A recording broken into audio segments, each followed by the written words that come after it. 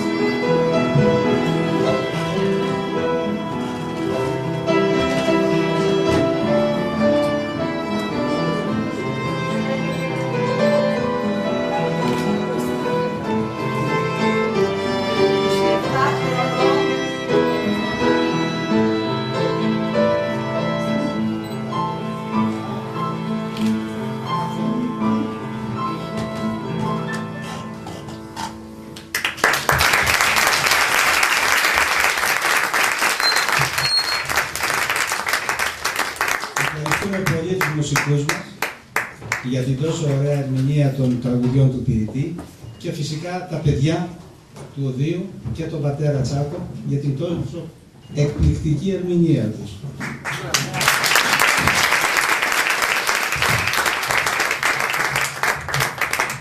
Παρεμβαίνω στην ροή του προγράμματος. Θέλω να ευχαριστήσω για τα ηχητικά και την ηχητική κάλυψη το νομικό πρόσωπο πολιτισμού και αθλητισμού του Δήμου Σπάρτης, το νομικό πρόσωπο πολιτισμού, αθλητισμού και περιβάλλοντος. Πάλι δεν τα έχω μάθει. Το Δήμο Σπάρτης. Και φυσικά το Δήμο Σπάρτης, και θα παρακαλέσω πάρα πολύ, μου το ζήτησαν κύριε Δήμαρχε, δεν το κάνω μόνη μου, να σας ακούσουμε σε έναν χαιρετισμό. Καλησπέρα. Με ιδιαίτερη χαρά καλωσορίζω και εγώ σήμερα εδώ τον ποιητή Δημήτρη Διατρόπουλο σε μια πράγματι βραδιά πολιτισμού, όπου θα δοθεί η δυνατότητα στους αναγνώστες να αντιληφθούν, να γνωρίσουν καλύτερα μάλλον το ιδιότυπο στυλ του ποιητή, του βιογράφου, συγγραφέα, στιχουργού.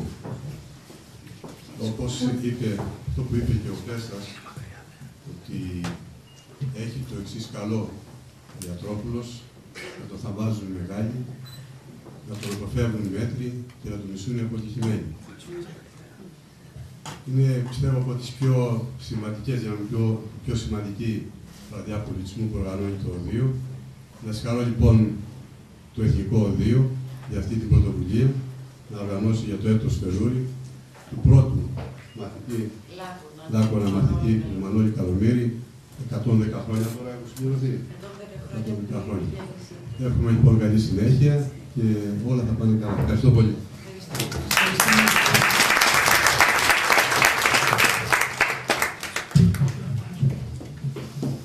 Και τώρα καλώ στο βήμα τον ομιλητή της βραδιάς μας, το φιλόλογο κύριο Χάρη Βασιλάκο.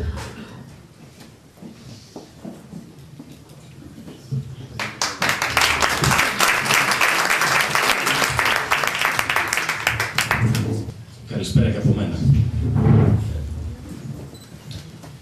Όταν ολοκλήρωσα την πρώτη ανάγνωση του βιβλίου, συνειδητοποίησα ότι κάποιες φορές συναντιόμαστε με τους συγγραφείς με έναν πολύ απρόβλεπτο τρόπο. Καταλήγουν απαρχή τις σχέσεις μας μαζί τους ή συνάρτηση του προσωπικού μας βιογραφικού. Το Σανσέρ ήρθε στη ζωή μου σε μια προσωπική περίοδο αλλαγών, αναθεώρησης και επαναπροσέγγισης και κυρίως λίγο πριν μου χτυπήσουν την πόρτα τα 30 χρόνια. Ο Δημήτρης Διατρόπουλος είναι ένας από τους ανθρώπους που κατατρέξανε πολύ στον πνευματικό τόπο, το γνωρίζετε αυτό, Το ασανσέρ μου άνοιξε ένα ακόμα παράθυρο στο λογοτεχνικό μου κόσμο και μου υπογράμμισε με πολύ μεγάλη ευκολία ότι δεν χρειάζεται να έχουμε ανοιχτά τα πνευματικά μας περβάζια για να μπει ο αέρας της λογοτεχνίας. Αν αξίζει, τότε η ορμή του μας συνεπέρνει. Ένα ιδιόμορφο παραλήρημα της ψυχής, αυτό οικειάται το ασανσέρ του Δημήτρη Ιατρόπουλου.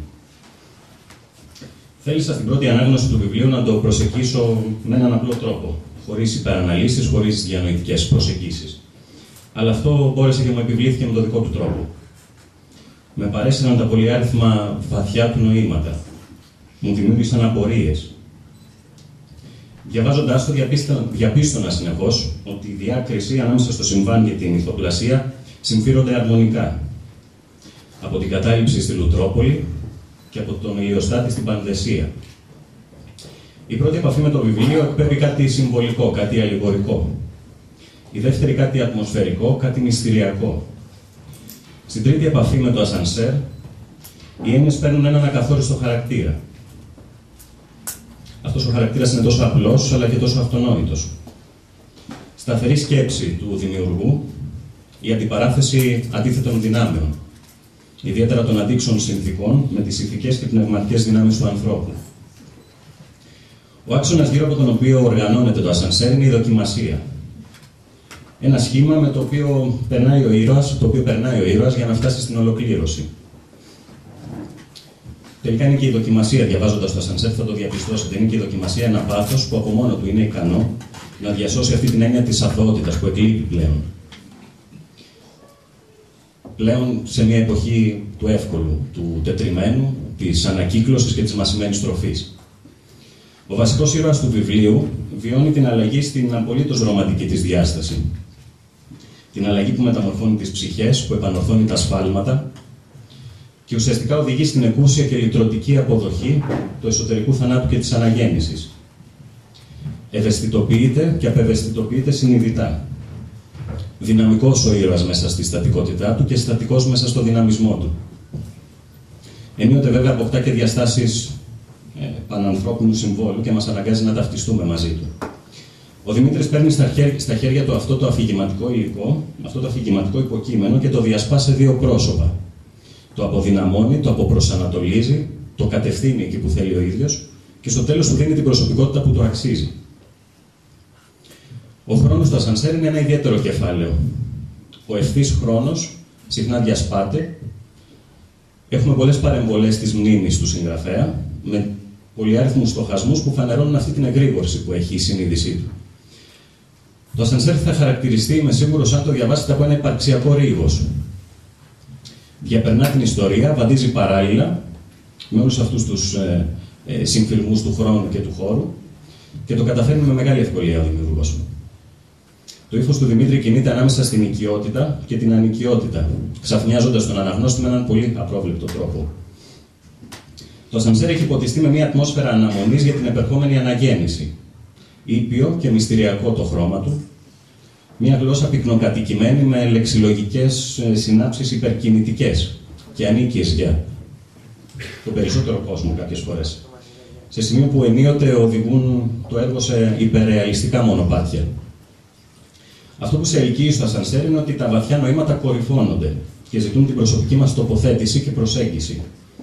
Προκαλούν έναν εσωτερικό διάλογο. Είναι ευκαιρία και είναι μια θεάρεστη πρόκληση να ξεπερνάς το φόβο της ύπαρξης κουβεντιάζοντας με τον ίδιο το φόβο, δηλαδή τον εαυτό σου, γράφει στο βιβλίο Δημήτρης Ιατρόπουλος. Το ασανσέρ όσα στοιχεία έντεχνης απόκρυψης και αν περιέχει, δεν πάβει να είναι και αυτοβιογραφικά απολογιστικό.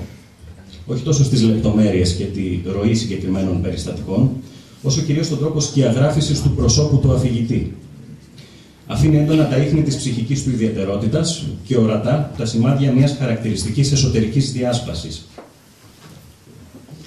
Όσο λοιπόν το ασανσέρ δίνει την εντύπωση ότι απεκδίεται τα καλλιτεχνικά του στολίδια, άλλο τόσο σκηνοθετείται και σφυριλατείται από ταυτότητες και προσωπία.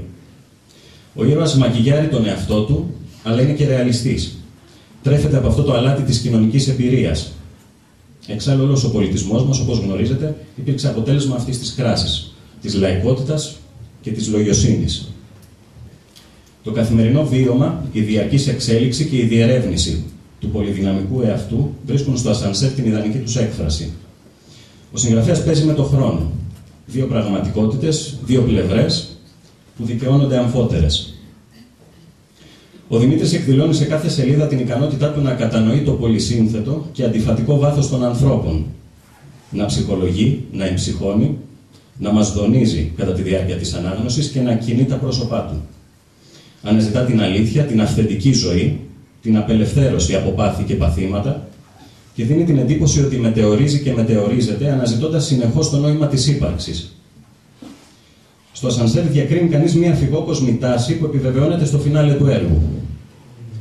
Διαπνέεται από έναν άνεμο ελευθερίας και συχνά θυμίζει τελετουργικό ύμνο σε μια ανώτερη δύναμη, σε μια υπερβατική παρουσία, καθοριστική για τη μοίρα μας και αριστοτεχνικά τοποθετημένη στην πλοκή του έργου. Το ασανσέρ τονίζει με την ύλη του τη σπάνια ευρηματικότητα του συγγραφέα, την ευελιξία και τη θεματολογική ευρύτητα. Αν έχετε διαβάσει γαλλικά νέα μυθιστορήματα, θα σας θυμίσει σίγουρα το ασανσέρ ένα από αυτά. Εμπλουτίζει τη σκέψη, φωτίζοντάς την από διαφορετικές οπτικές γωνίες. Ανοίγει το οπτικό μας πεδίο, το διευρύνει. Μας αναγκάζει, όπως αναφέρει ο συγγραφέας στο ασανσέρ, να αξίσουμε τα πράγματα με το μυαλό μας και να βγάλουμε από μέσα το αίμα τους.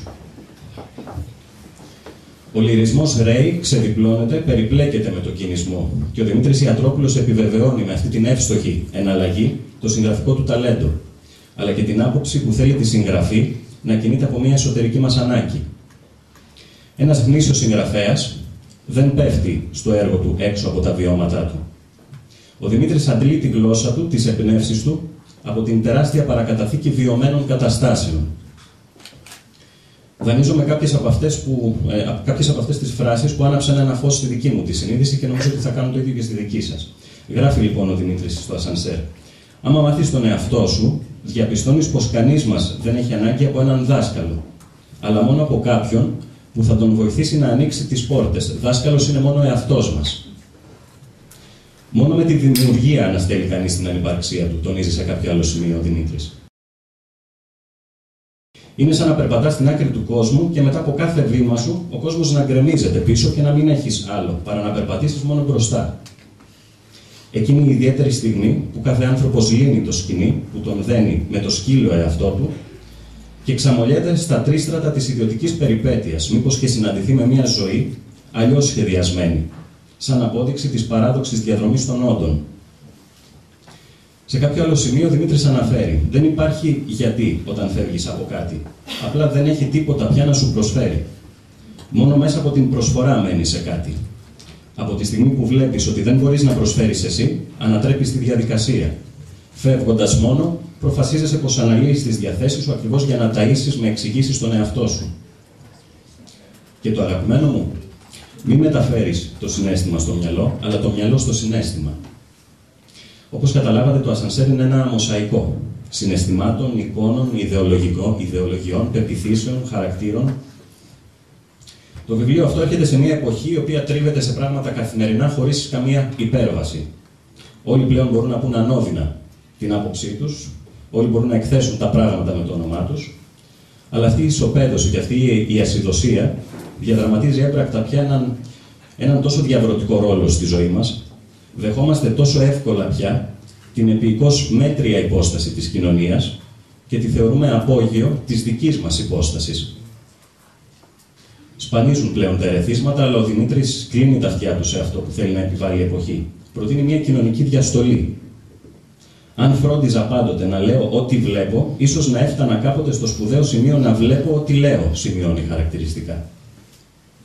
Το ασανσέρ είναι μια οδή στη δημιουργία.